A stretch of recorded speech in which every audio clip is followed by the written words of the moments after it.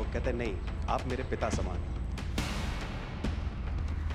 सबसे पहले अल्लाह है और आज की डेट में हमारे लिए सेकंड नंबर पे आप हो। नमस्कार दोस्तों, स्वागत है आपका वीके न्यूज में। खबर है तुर्की को लेकर, जिसने इस बार वही किया है जिस बात की आशंका थी। हालांकि भारत ने तुर्की और सीरिया में आए भूकंप के बाद में आनन फानन में तुर्की को काफी राहत पहुंचाई थी। तुर्की और सीरिया में आए इस भूकंप के स्केल का अंदाजा भी इस बात से लगा सकते हैं कि करीब 50,000 से ज्यादा लोगों की इस भूकंप की वजह से मौत हो गई। माना यह जा रहा था कि ऑपरेशन दोस्त के जरिए भारत ने तुर्की की जो मदद की है, उसके बाद तुर्की पाकिस्तान के साथ उसकी जो नजदीकियां हैं उनमें कम से कम इस मदद का लिहाज जरूर करेगा। लेकिन तुर्की ने वही किया जैसा लोग पहले ही कह रहे थे। अब सवाल उठ रहे हैं, क्या भारत ने तुर्की की मदद करने का जो फैसला किया वो सही था? हुआ क्या है वो बताएं, लेकिन उससे पहले आप वो बयान सुनिए जब हमारी एनडीआरएफ की टीम तुर्की में वहां पर जो भूकंप पीड़ित थे उनकी मदद कर वापस लौटी थी और प्रधानमंत्री नरेंद्र मोदी से बात करते हुए उन्होंने तुर्की के बारे में क्या कुछ बताया था। उसने जस्ट मेरे दोनों हाथ पकड़ के आंखों से लगाया और चूमा, तो मैं भी झुक गया। तो उसने कहा, आप समझ सकते हैं ये इसका मतलब क्या है? मैंने कहा, आप मुझे इज्जत दे रहे हैं? तो कहते नहीं, आप मेरे पिता समान हैं। कह रही है कि मेरे लिए सबसे पहले अल्लाह है और आज की डेट में हमारे लिए सेकंड नंबर पे आप हो। और न सिर्फ हमारे जवान ही बल्कि फिरात सुहेल जो कि तुर्की के राजदूत भारत में हैं, उन्होंने भी इस मदद पर आभार जताते हुए तब ये कहा था कि दोस्त एक ऐसा शब्द है जिसका तुर्की और हिंदी दोनों में मतलब सेम होता है। उन्होंने दोस्त की परिभाषा बताते हुए तब कहा था कि दोस्त वो होता है जो मुसीबत के वक्त में काम आए। अब तुर्की के लिए पाकिस्तान उसके लिए पहले से दोस्त था। कश्मीर के मामले पर तुर्की भारत के खिलाफ जहर उगलता रहता था। ऐसे में ऑपरेशन दोस्त के जरिए भारत ने तुर्की की जो मदद की, उसके बाद यह माना जा रहा था कि तुर्की के सुर जो हैं वो संभवतः अब बदल जाएंगे।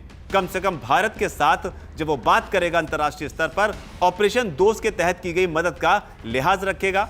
लेकिन उसने ऐसा नहीं किया है। क्या किया है वो आपको बताते हैं। दरअसल United Nations human right commission यानी कि यूएनएचआरसी में तुर्की ने भारत के खिलाफ ही जहर उगला है।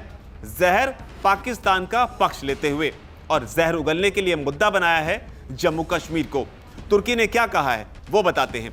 तुर्की ने कहा कि भारत जम्मू कश्मीर में मानवाधिकारों का उल्लंघन कर रहा है। हालांकि तुर्की के इस बयान के बाद भारत ने भी इसका तगड़ा जवाब दिया है। भारत की बेटी सीमा पुजानी ने मोर्चा संभाला और ताबड़तोड़ हमले किए। सीमा पुजानी ने इसके जवाब में क्या कुछ कहा है वो आपको बताएं, लेकिन उससे पहले आप ये भी जानिए तुर्की का ये बयान ऐसे समय में आया है जब भारत के विदेश मंत्री या भारत सरकार जो है तुर्की और सीरिया में मारे गए लोगों के प्रति अपनी श्रद्धांजलि जाहिर करती है। आपको याद दिला दें कि भारत में G20 की बैठक चल रही है। दिल्ली में G20 बैठक के लिए तमाम विदेश मंत्री इकट्ठे हुए और यहीं पर विदेश मंत्री एस जयशंकर ने तुर्की और सीरिया को हिला देने वाले भूकंप के पीड़ितों को श्रद्धांजलि देकर सत्र की शुरुआत की थी और सभा में 1 मिनट का तब मौन भी रखा था। लेकिन तुर्की ने यूएनएचआरसी में भारत के खिलाफ जो जहर उगला है उसे लेकर सीमा पुजानी ने क्या कहा है वो सुनिए। सीमा पुजानी ने कहा वहां पर, हम तुर्की द्वारा भारत के आंतरिक मामलों पर की गई टिप्पणियों पर खेद जताते हैं और उसे सलाह देते हैं कि वो हमारे आंतरिक मामलों पर अवांछित टिप्पणी करने से बचे। तो ये भारत का जवाब था तुर्की को। लेकिन अब लोग यही सवाल उठा रहे हैं कि क्या तुर्की की मदद कर भारत ने सही किया, क्योंकि यह वही तुर्की है जो इससे पहले भी भारत के खिलाफ बोल चुका है और कश्मीर के मामले पर हमेशा पाकिस्तान के साथ खड़ा रहा है। ऐसे में मदद के बाद माना जा रहा था कि हो सकता है तुर्की के तेवर बदल जाएं, लेकिन ये तेवर बदले नहीं, क्योंकि कहा जाता है कि सांप का काम सिर्फ काटना ही होता है, सांप को दूध पिलाने से फायदा नहीं होता। लेकिन आप इस पूरे प्रक्रिया को, भारत के जो ऑपरेशन दोस्त के तहत भारत ने मदद की तुर्की की, उसे आप कैसे देखते हैं? नीचे अगर कमेंट सेक्शन में अपनी बात आप जरूर लिखें। धन्यवाद। वीके न्यूज, राष्ट्र के नाम।